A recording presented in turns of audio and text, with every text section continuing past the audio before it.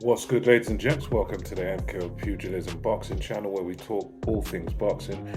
Remember to like and subscribe, hit the bell notification, put it on also get notified of all latest content as and when it drops on the channel. So let's get into this one. So this is just a bit of a quick one on the latest news regarding the Conor Benn situation. As many of you will know, Conor Benn has been under investigation both by the British Boxing Board of Control and also by the WBC. This is in light of two failed drugs tests for clomiphene, which I believe is the substance in question.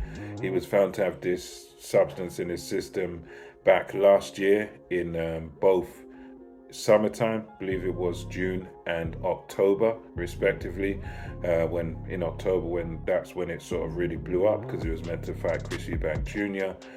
He was again said to have had this substance found in his system by the UK anti-doping agency, and at the 11th hour, as I mentioned in my last video, the fight was cancelled. The British Boxing Board refused to sanction it, but it was at the very, very last minute in fight week. So the latest news on this whole thing is that the WBC have found Conor Benn innocent. So at least in their eyes, they're very happy to say that they don't believe Conor Benn intentionally took this substance into his system. They've done their thorough investigation and they're happy to say that this was probably due to diet. It was due to this thing that I must give credit. There was someone in my comment section of the last video about Conor Benn who said they heard that he ate too many eggs, and to be fair, I heard that from that person and also from other uploaders as well, that basically what it was allegedly, and most people are laughing about this, they didn't believe it's serious, but the WBC seemed to believe it's quite serious, that the high concentration or the high amount of eggs that he consumed at that time may have been contaminated in some way, or these eggs may have been carrying this clomiphene substance in, somehow. And they're happy to say that, well, it's all these eggs. It reminds me a lot of the Canelo situation where he pops dirty, he gets caught, he fails his drugs test, and then immediately the WBC jumps in and says, well, it was the tainted beef from Mexico. It was the tainted beef. That's why it failed. Canelo would, there's no way he's cheated here. It was just because of the beef, and Canelo runs with that excuse. And it all sort of goes under the rug. I suppose because he's such a great fighter, Canelo.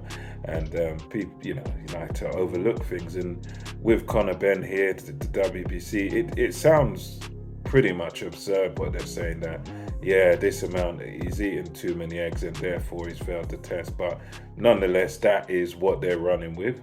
But on the other side, the British Boxing Board of Control are still standing their ground.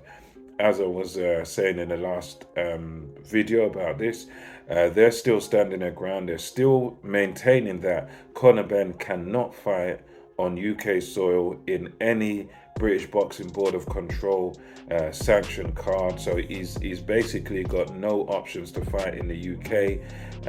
He cannot fight under another sort of licensing like Luxembourg or wherever Hay and Chisora got their licenses from. He's basically got no options in the UK now. But the good news for him is that because the WBC have reinstated him in their rankings, they've put him back in the WBC rankings, so he will have options to fight abroad in other countries. It's one of them where it will kind of hamper him because I think he's kind of more known in the UK. He's more sort of known in the United Kingdom over here. He could arguably maybe have some fights in Australia, because that's another place where obviously that's where he's a citizen, that's where he was born, I believe, and raised for most of his life. So he could do something over there in Australia. But as far as Britain is concerned, the board seem to be holding their ground and saying, look, the one thing they said that was key that I read was that they said the WBC is just a sanctioning body. So in other words, the WBC is just in charge of the WBC. They're one belt among many belts, and they're not a governing body. The British board they come out in in what they said in their statement, and they said, look, at the end of the day, they're just a sanctioning body. We are a governing body. In other words, we run things over here in the UK. We're at a different level of authority than the WBC, because the WBC is just one belt. There's other organizations that could sort of veto and let Conor Benn come over to them. There's WBA, IBF, WBO. So Conor Benn could, even if the WBC banned him, he could still operate within another organization. He could just go for another belt, another one of the other three out of the four major bodies. So the British Boxing Board said, look, we're still not satisfied, and he's still got to prove himself to us.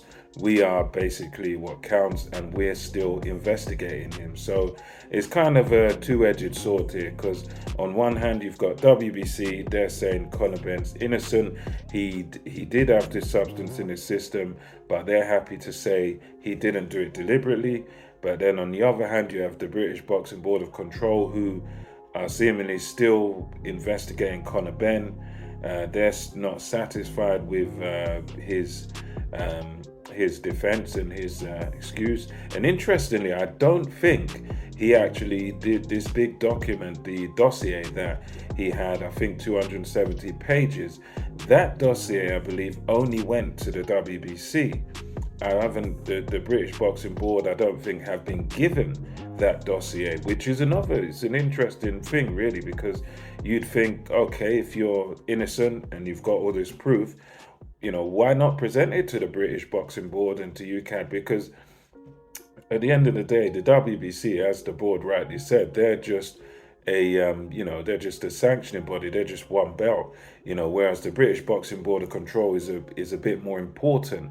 They, as far as if you want to fight over here, you want to compete over here, those are the people that you have to sort of prove yourself to, more so than the WBC. The WBC is important, but less important than a body like the British Boxing Board. So he's still under investigation, but he's back in the WBC rankings. That's the latest news there. So let me know what you think in the comment section below.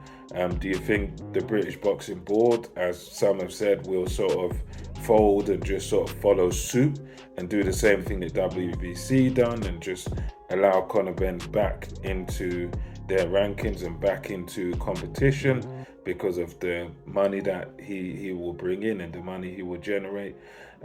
Or do you think they're going to stand their ground and they're going to be sort of consistent here? So let me know your thoughts in the comment section below. And until next time, it's MKO Pugilism over and out.